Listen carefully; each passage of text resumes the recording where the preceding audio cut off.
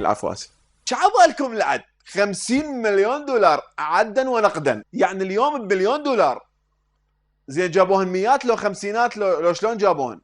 معلومات واضحة جدا بأن هناك أموال تخرج وتدخل إلى البلد. صدق؟ معقولة؟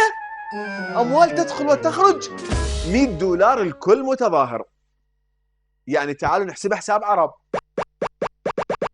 ميزانية دولة الصومال الشقيقة كلها جابوها للتظاهرات. هاي الفلوس اللي يعطوها المتظاهرين يا ترى شو يشترون بيها؟ بعض الأكلات الشعبية والوجبات الخفيفة مثل الفستق الني واللبلبي والفلافل والشاورما وغيرها.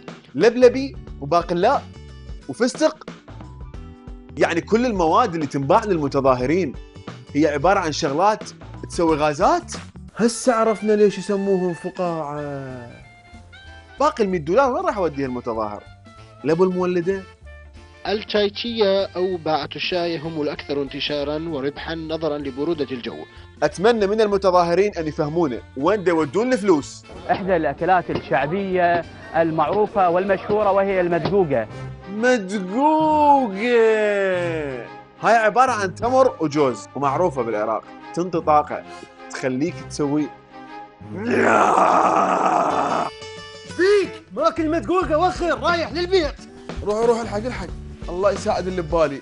بعدين تعالوا قدرنا نحصل اعترافات من أحد شيوخ العشائر اللي بالتظاهرات حول ال100 دولار. انا اطلب 100 دولار بعد ما طورني اياها يابا. 100 دولار كل واحد. هذا المتظاهرين 100 دولار انطوه هذول برا، وانا والله بعد ما اجي حسابي. يعني مو كاش مو نقدي، بالف هقان. الف هقان اي بمعنى الدين. اطلع اليوم مظاهره تستلم في وقت لاحق. هل انت عاطل عن العمل؟ هل انت دايح؟ هل الهبري قد كتلك؟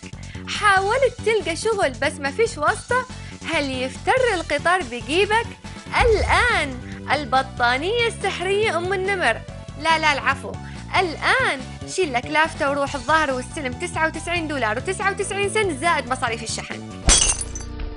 يعني راتب مال مدير عام. بخت 100 دولار 50,000 دينار وكارت موبايل لكل متظاهر من اخواننا باقين المتظاهرين. شو صارت 50 وكارته بالعشرة؟ ما افتهمنا.